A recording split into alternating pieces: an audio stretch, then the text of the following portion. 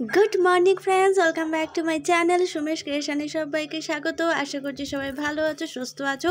সদাপ্রভু যেন সবাইকে অনেক অনেক ভালো রাখে, অনেক অনেক সুস্থ রাখে, এই কামনা করে আজকের ব্লগটা আজ শুরু করেছি। অনেকটা ভোরবেলা থেকে উঠে পড়েছি, সকাল 5টা, সকাল বলবো না, ভোর 5টা। তো একদম অন্ধকার এখন রয়েছে, রেডি হয়ে গেছি। তো বেরোবো, কিছু কাজ রয়েছে, তো সেই কারণেই আমি একাই যাচ্ছি। মামা হচ্ছে কি বাবার কাছেই থাকবে, তো ওর বাবার কাছেই থাকবে। এমনি মোটামুটি ও থাকে, শুধু একটু খাওয়া দাওয়ার একটু প্রবলেম করে, কিন্তু মাঝে মাঝে মানে একদিনের জন্য ব্যাপার, তো সেই কারণেই দিয়ে যেতে পাচ্ছি।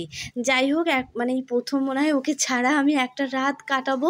তো এটা ভাবছি হয়ে যাবে, কিচ্ছু হবে না, বাবার কাছে ঠিক শোয়ে, অসুবিধা হবে না। যাই হোক, চলো, ঈশ্বরের নাম নিয়ে, যিশুপ্রভুর নাম নিয়ে আমি বেরিয়ে পড়ছি। আর দেখো, ওপরটা একটা চাদর নিয়ে নিলাম, কারণ বাইরে ভীষণ কুয়াশা, ভীষণ কুয়াশা, মানে দূর থেকে কিছুই দেখা যাচ্ছে না। সামনে ভারী হলেও দেখা যাচ্ছে, পেছনগুলো দেখা যাচ্ছে না। ওদিকটা বাবু ওইদিকে গাড়ি বার করছে, আমাদেরকে স্টেশনে পৌঁছে দেবে, দিয়ে ও চলে আসবে। তারপরে দেখো, যত এদিকে আসছি তত দেখছি আকাশটা একদম পরিষ্কার, রোদও উঠে গেছে, কিন্তু আমাদের ওদিকটায় এখনও রোদ ওঠেনি।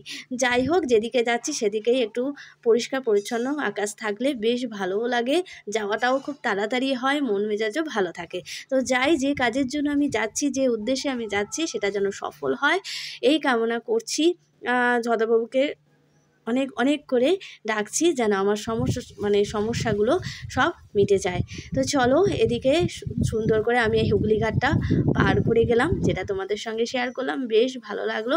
এবারে যত ওদিকে যাচ্ছি না, মনটা আনন্দ হচ্ছে। এদিকে মামার জন্য আমার মনটা কেমন করছে, যে কি করছে না করছে, 10বার ফোন করছি যে মামা কি করছো, বাবা কি করছে, এই নিয়েই যেন মনটা চটপট করছে। যাই হোক, করতে তো হবে, কাজ পড়লে সেটা করে নিতেই হবে।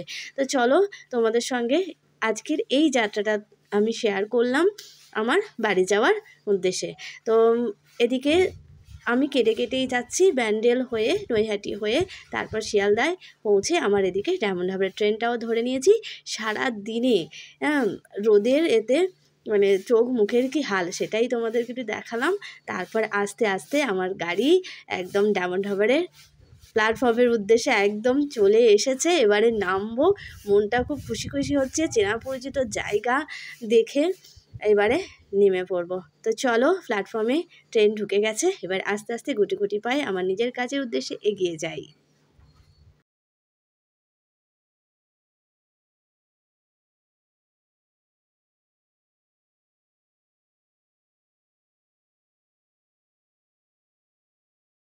ঝটপট করে আমি আমার কাজটা গুছিয়ে নিলাম, তারপরে চলে এসেছি।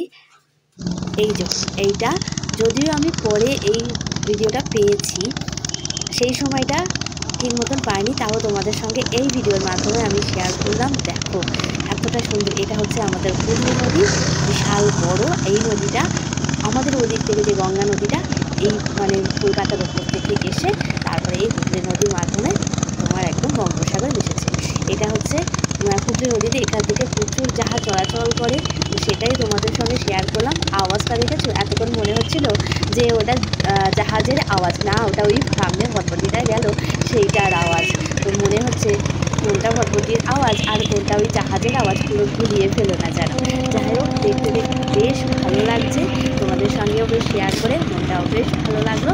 আস্তে আস্তে দেখো, জাহাজটা ওই দিকটায় চলে যাচ্ছে, একদম বঙ্গোপসাগর ওই দিক দিয়ে ওটা বেরিয়ে যাবে, হয়তো বাংলাদেশ বা ওই সাইডের দিকে, জানি না ঠিক কোন দিকে যাবে। আর যেই জাহাজটা পাশ হলো, আর এদিকটায় জলের অবস্থা দেখেছো, এত জোরে জোরে জলটা এসে ধাক্কা দিচ্ছে, কি ভালো দেখতে লাগে। এগুলো আমরা ছোটোবেলায় যখন এই ডায়মন্ড হারবার আসতাম, অনেকক্ষণ ধরে এখানে বসে থাকতাম, আর এই নদীর ঢেউগুলো বসে বসে গুনতে তো পারতাম না, ওই মনে হলে এই একটা এলো, বেশ দেখতেও ভালো লাগছে।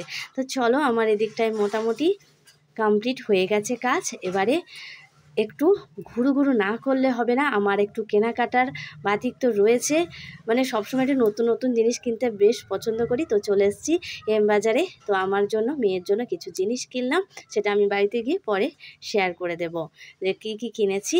আমার আর মেয়ের জ্যাকেট কিনেছি ঠান্ডায়, তো মোটামুটি এইসবগুলো করতে একদম সন্ধ্যা নেমে গেছে, টোটোয় উঠে পড়েছি। এই দেখো সন্ধ্যার সময় আবার এই জায়গাটায় কেমন সুন্দর লাগে, মানুষ কি সুন্দর ঘুরতেও আসে, এখানে বসে থাকে, বসার জায়গাও রয়েছে। তো এইখানটায় সময় কাটাতে বেশ ভালো লাগে, দূর দূর থেকে মানুষ আসে এখানটায় বেড়াতে। এই যে আমার ভালোবাসার শহর ডায়মন্ড হারবার, তোমাদের সঙ্গেও শেয়ার করলাম, দেখে কেমন লাগলো অবশ্যই অবশ্যই করে জানিও। চলে এসেছি একদম বাড়িতে, এসে চেঞ্জ করে নিয়েছি। দিদি ছেলেগুলো গেছে স্কেটিংয়ের প্র্যাকটিস করতে, এসে কাউকে দেখতে পেলাম না। কি সন্ধ্যাবেলা একটু টিফিন করে নিলাম, দিদি চাউমিন করেছে, অন্যদিনে বাড়িতে নিজেই করি, নিজেই ওদেরকে খেতে দিই। আর আজকের আমি একদম মুখের সামনে রেডি পেয়ে গেছি। তারপরেই রাত্রিবেলায় ভাত তো রয়েছে, সারাদিন তো ভাতটা খাওয়া হয়নি, তো সেই জন্য রাত্রিবেলায় ভাতটা খেলাম। মাছের তরকারি করেছে, শিম ভাজা, বেগুন ভাজা, মাছের ঝোল, আর লাস্টে আবার ডিম সেদ্ধ দিয়েছে। সেটা যখন দিয়েছে তখন আর ক্যামেরাটা অন করা হয়নি। যাই হোক ঝটপট করে খেয়ে নিয়ে এবার শুতে হবে। সারা দিনটা যে দখল গেছে। খাওয়া দাওয়ার পর একটা জিনিস আমি তোমাদেরকে শেয়ার করলাম, এটা দেখো খেয়ে দেই ওইখানে আমি হাতটা ধুয়ে নিলাম। আমাকে দিদি বলল যে এখানে হাতটা ধুয়ে নে। এই রকম কোথায় পাবো? নিজের মানুষগুলো ছাড়া, কাছের মানুষগুলো ছাড়া কি পাওয়া যায়?